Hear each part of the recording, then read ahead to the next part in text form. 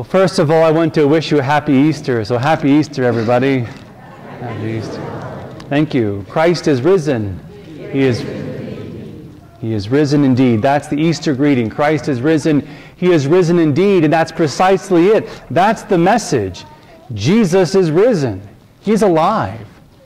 That's the message. Jesus is not dead. He's alive. That is what the first disciples proclaimed to their death. Jesus is alive. Have any of you ever seen somebody be tortured and killed and 3 days later have lunch with somebody?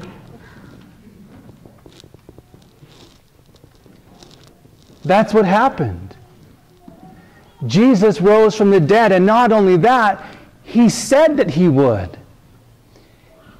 Remember, Jesus went into Jerusalem to celebrate the Passover. Josephus, an ancient historian, said that there were approximately 2 million Jews who went to Jerusalem for the Passover.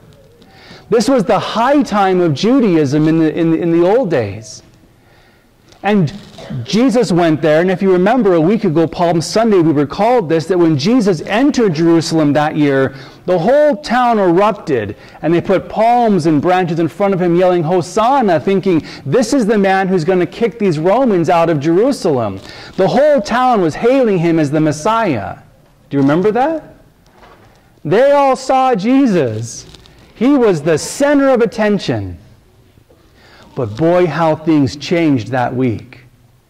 And by the end of the week, He was betrayed, falsely accused, and then Pontius Pilate had Him scourged, a horrific, torturous event. And then He carried this cross outside of town, right at the edge, and He was crucified there. Everybody saw it. Everyone was paying attention. And they saw Him killed and buried, and the stone rolled in front of the tomb. They saw the centurion throw a spear into His side because He was dead.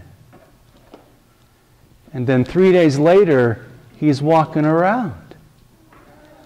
And the Scriptures tell us that hundreds of people saw Him. He spent 40 days before He ascended into heaven. Hundreds and hundreds of people saw Him. Do you get this? He's alive. He rose from the dead. And what I love about our Christian faith is that what we believe is not based upon one single prophet, one man's philosophy that he writes into a book and says, all of you need to believe this. This is the story of life. This is how you're meant to live. Here, read my book. You all need to believe this. That's not Christianity at all. Christianity is, did you see what happened? Yeah, I saw it too. Yeah, pretty amazing, huh? Yeah, did you see it? Yeah, yep, that's Christianity. In fact, Jesus wrote no book. Did you know that? The only thing we know that Jesus wrote was when the Pharisees brought Him a woman caught in adultery to trap Jesus. And it said that He bent down and began to write in the sand. That's all we know that He ever wrote. Because Jesus didn't come to pass on a book. He came to pass on everlasting life.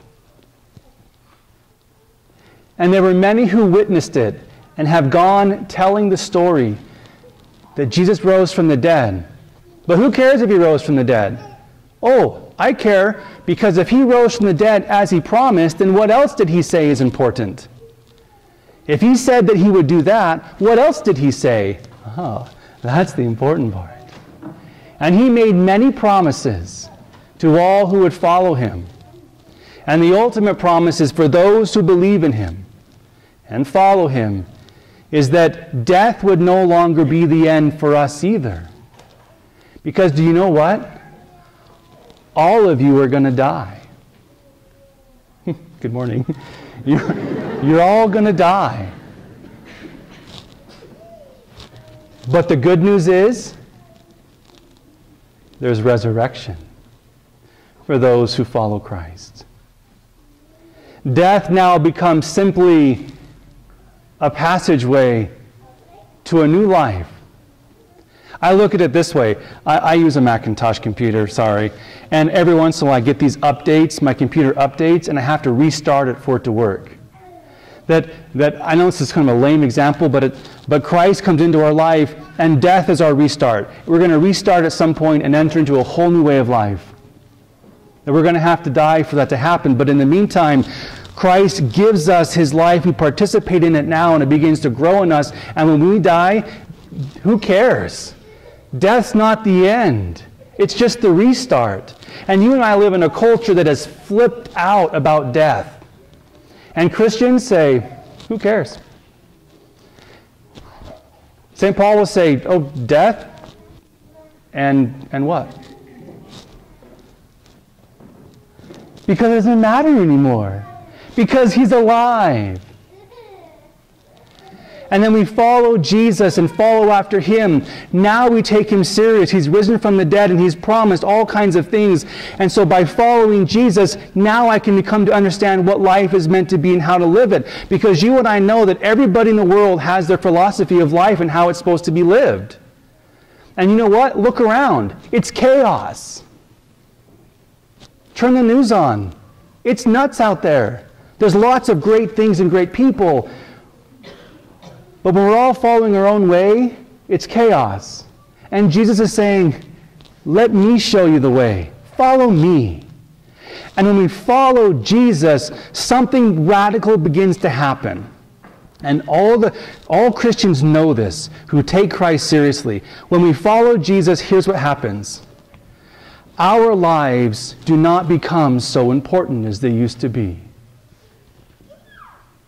Because as a Christian, fundamentally, your life, you're not the center of the universe. Sorry.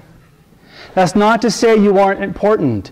You're so important that Christ would die for you. But the world doesn't revolve around you. It revolves around God. He's the center. And when we follow Jesus and make God the center, and the world's not about me and myself and I and my life and my plans, and right? I know I get that way sometimes. I wake up in the morning, my whole life is just me, mine. You're a distraction to me, and you're taking my time, da-da-da-da-da. And Christianity is just turning that upside down. And it's a life of love. And love, by definition, is to choose the greatest good for the other. Love is about the other. God is love. And he's about us. And that's why as Catholics we hang crucifixes in our church. Yes, we know he rose from the dead, thank you. But Jesus says there is no greater love than to lay down your life for a friend. And so we keep that before us always, that our life is not the focus. It's your life. Others. And when I begin to make my life not the focus, but others in love, here's the great and crazy paradox. You faithful Christians know this. When we stop making our life the center of the universe and live in love for the others, our lives become transformed. The more I try to get my own needs met by myself, the crazier my life gets. The more I lose my life in love and generous service to others, the more I find myself and become set free. It's like Adam and Eve in the garden. Remember Adam and Eve, there was that apple in the middle of the garden. They weren't supposed to eat it, and they just seized onto it. Mine. And that's us. I'm in control. It's my way. But that just leads to such unhappiness. The way that Jesus came was, here, take it. Father, not my will, your will be done.